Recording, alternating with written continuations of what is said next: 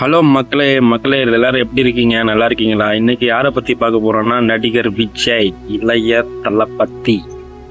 இந்த இளைய தளபதி எப்படி அவருக்கு இந்த பட்டம் கிடைச்சிச்சுன்னு பார்த்தீங்கன்னா, சினிமாவில் நாளைய தீர்ப்பு என்கிற ஒரே படத்தில் அவர் அறிமுகமானார். அதை தொடர்ந்து பார்த்தீங்கன்னா, விஜயகாந்த் கூட ரொம்ப நடித்ததால அவருக்கு மக்கள் எல்லாமே அவர் ஒரு நடிகருங்காக ஏற்றுக்கொள்ளப்பட்டு விட்டார். அதனால அவருக்கு ஒரு ஒரு ரசிகர் பேரில் அவர் மக்களாக கொடுத்த பட்டம் தான் இளைய தளபதி. இளைய தளபதினா அது எங்காவே இருக்கிறதால அவருக்கு அந்த பட்டம் இளைய தளபதிங்கிற மாதிரி கொடுத்துச்சு. அந்த பட்டம் தளபதியும் வச்சதால திரு மு.க. ஸ்டாலின் அவருக்கும் தளபதி தான் பேர் சூட்டப்பட்டது. அவர் என் பேரை அவர் யூஸ் பண்ணுற மாதிரி அது ஒரு சர்ச்சையாக பார்க்கப்பட்டுச்சு.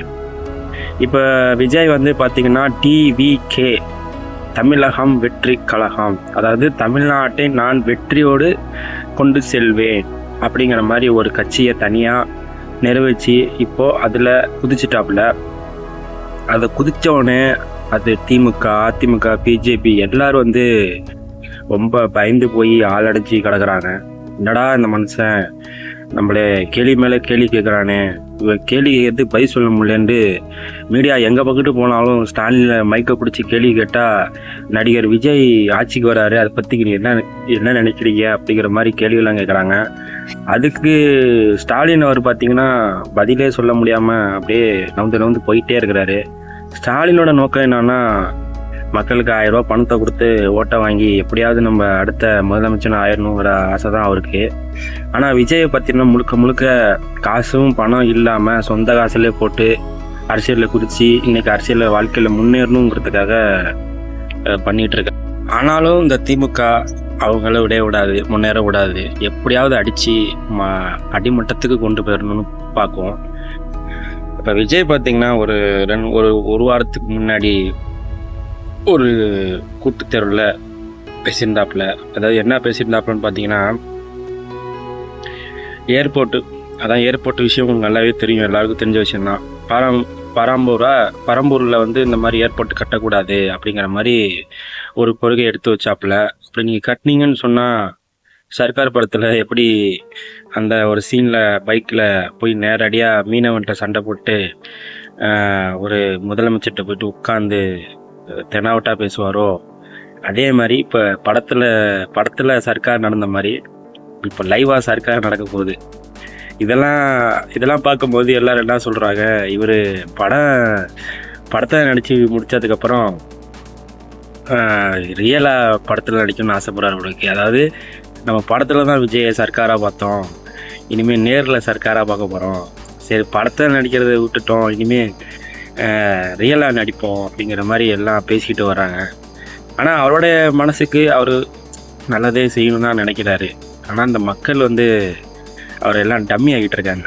இதை பார்க்கும்போது நடிகர் விஜயகாந்த் இப்படி தான் அவர் பேசின பேச்சு எல்லாமே வீராப்பாக தான் இருக்கும்.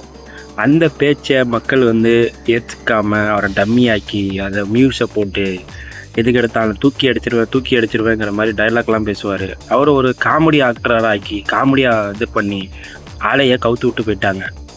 அதே வகையில் விஜயகாந்த் தான் அவர், அதோட பேர் தான் விஜய் காந்த் இல்லை, விஜய். ஒரு காந்தோட ஆக்கி விட்டாங்க விஜய். இந்த விஜய் என்ன பண்ண போகிறாங்கன்னு தெரியலை. பாவம் இவர் அழகா 250 கோடி 300 கோடி வர காசை வச்சுக்கிட்டு லண்டன், அமெரிக்கா இப்படியே சுற்றி போய் எங்கெங்கேயோ காசை தின்னுட்டு அப்படியே இருக்கிற காசை வச்சுக்கிட்டு அவர் இன்னமும் வாழலாம். பல கோடி சொத்துக்கு அதிபர் அவர் விஜய். இதெல்லாம் எனக்கு வேணாம், மக்களுக்கு ஏதாவது நல்லது செய்யணும் அப்படிங்கிற மாதிரி ஏதாவது பண்ணி மக்களை மேலே கொண்டு வந்துடணும் ஒரு ஆசையில் தான் அவர் இந்த அரசியலில் போய் குதிச்சிருக்காரு. ஏன் சொல்ல வரேன்னா, இப்போ நாட்டில் எவ்வளோ நடக்குது உங்களுக்கே தெரியும்.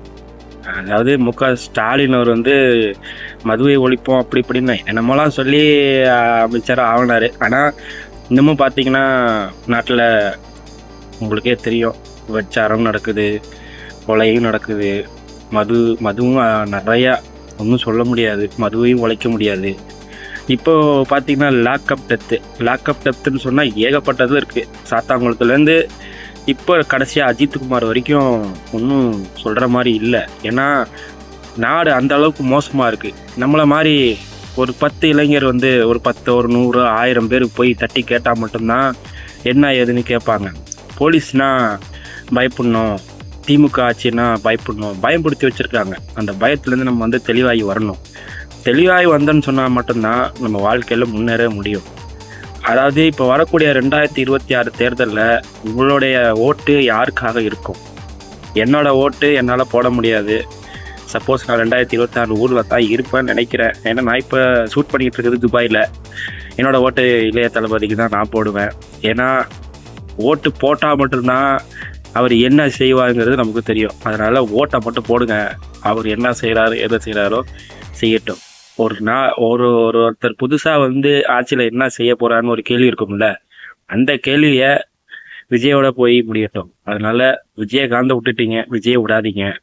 விஜயை வந்து ஓட்டு போட்டு மேலே கொண்டு வாங்க. இந்த வீடியோ பிடிச்சிருந்தால் லைக் பண்ணுங்கள், சப்ஸ்கிரைப் பண்ணுங்கள். இதே போல் இன்னொரு வீடியோவில் நாளைக்கு பார்க்கலாம். தேங்க்யூ ஃபார் வாட்சிங்.